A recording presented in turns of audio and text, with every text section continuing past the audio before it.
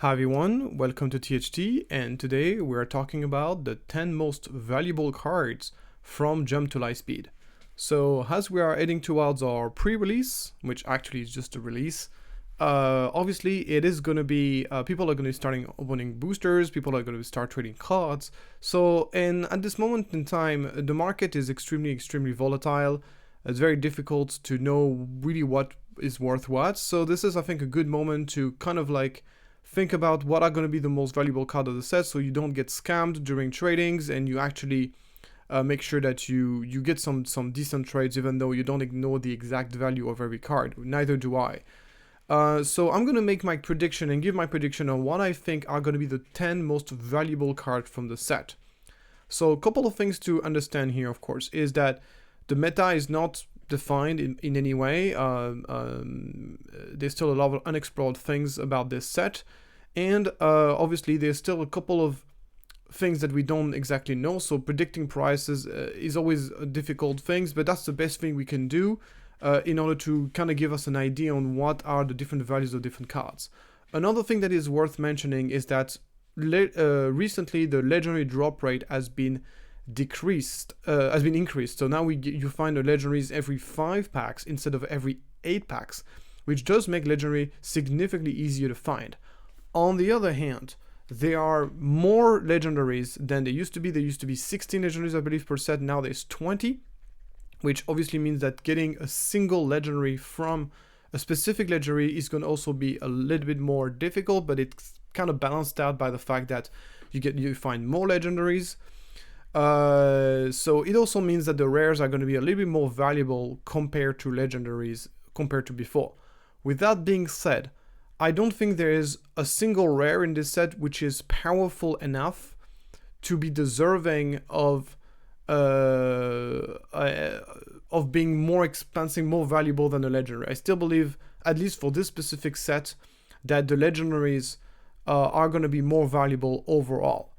So without further ado, let's jump into it with my number 10. So first, before we get into this, I just want to say that this video is sponsored by Card Market, the biggest marketplace for trading and selling cards in Europe. So if you don't know about them, check them out.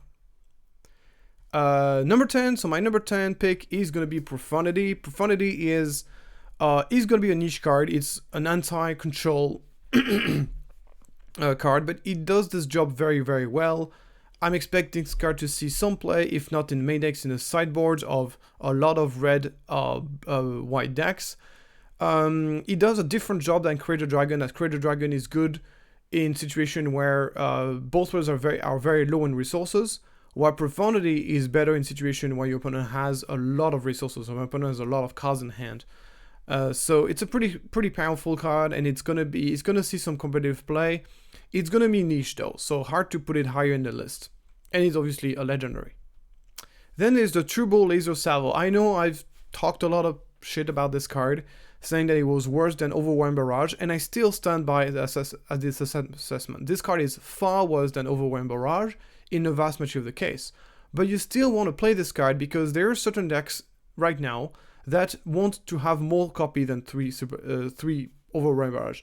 They are decks that are capable of putting massive capital ships extremely early on in the game, so decks like Pietz, like Doku, and those decks are going to want to play Turbo Laser Salvo in addition to the Overwhelming Barrage in order to control the board with a massive spaceship and really punish the opponent for not being able to kill them, which I think is very powerful. Once again, it's a very niche card, but it's going to see some significant competitive play, and it's a legendary, so it deserves to be on this list. Next, we got the Starhawk, which is another card on top of being a card that I think has a lot of in my opinion, is competitively viable. It's also a card that is really cool. Has a really impressive effect. So I'm trying to take into account, there's a competitive aspect, of course, which drives the price of the card, but there's also, of course, the cool factor, the effect. And this is a card that's going to be very popular in casual. It's a card that is going to be very popular in Twin Suns because it has a very fun effect, being able to basically pay your card for half of their price, which is really awesome. So I think it's a card that has competitive application. It's also is a card that has some fun aspect to it, some casual appeal in my opinion. So I think it's gonna see so that's why it's number 8.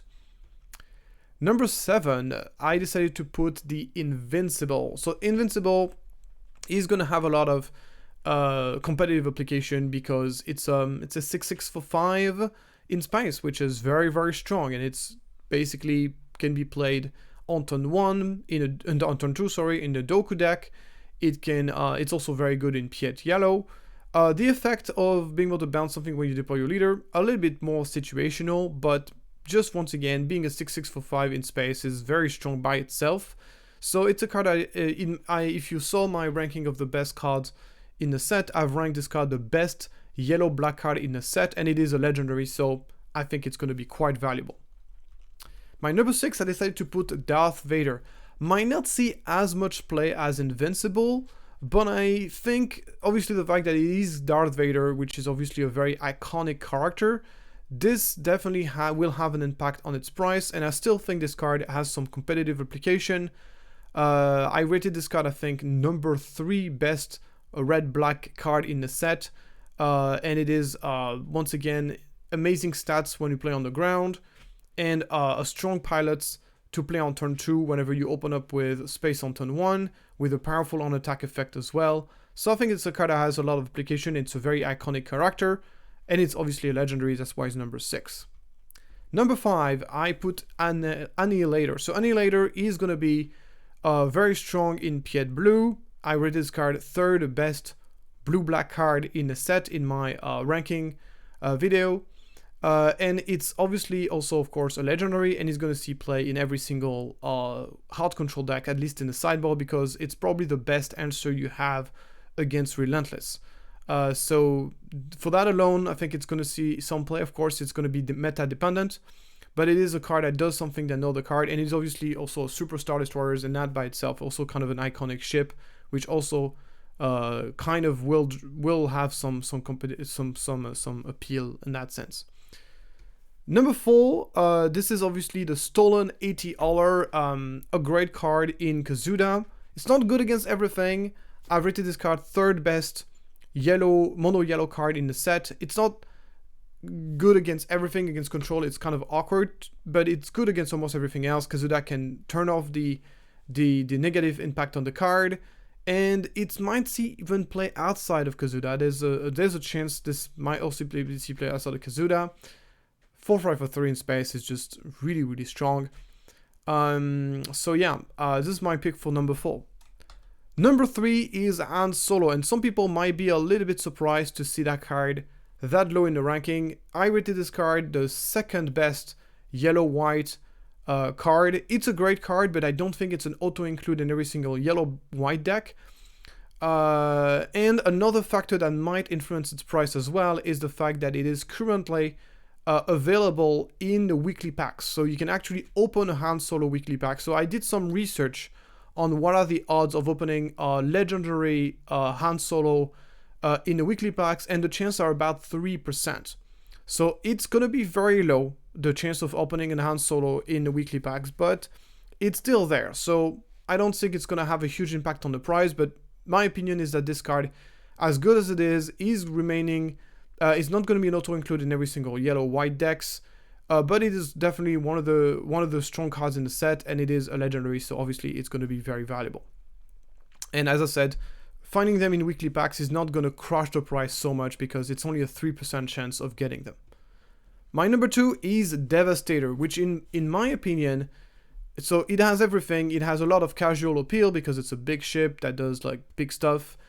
It's an iconic ship, the Devastator, which is if you didn't know, it is the Star Destroyer of Darth Vader that we see in A New Hope, and also that we see in Rogue One as well. Is also it is in my opinion the strongest and most competitive legendary card in the set. Great in combination with Triple Dark Raid, great in Piet Red, is gonna see play in a wide variety of different decks. Extremely versatile, can be played in control decks, can be played in mid-range, and can be played in aggro. Because it has the flexibility of being able to deal damage either to base all to the ground, and it is unpreventable damage as well. So the Devastator is amazing. Why is it only number 2 on this list, even though it is the best legendary in the set and also has a lot of casual appeal? Well, the reason why I put this number 2 is because Devastators are going to be available to win if you win Store Showdown. So Store Showdown, if you make top 8 in Store Showdown, you will get a Devastator. And obviously, if you took to take place in 3 Store Showdown and you do 3 top 8s, then you get your playset of Devastator. If you even get to the final of one of the showdowns, you get your playset of Devastator. So that obviously is going to impact the price a little bit, because it means that a lot of people who are quite confident in the ability to get that result will not interested in buying those Devastators, because they know they can get them for free in a Store Showdown. So that will impact the price significantly, in my opinion, a lot more than the 3% chance to get a Han Solo in the weekly packs, because weekly packs is very difficult to predict how many of them you can open, and 3% is very low odds. While Devastator, the odds, if you were a good player like you and you're going to be attending a couple of showdowns, you pretty much know that you're going to get those Devastators somehow. So this kind of like limits how much visibility. Like for example, I'm going to take part in 2 showdowns this season, like 1 or 2 showdowns, and I know I'm pretty much guaranteed to get those 3 Devastators from there. So it is obviously something that's going to have an impact on the price.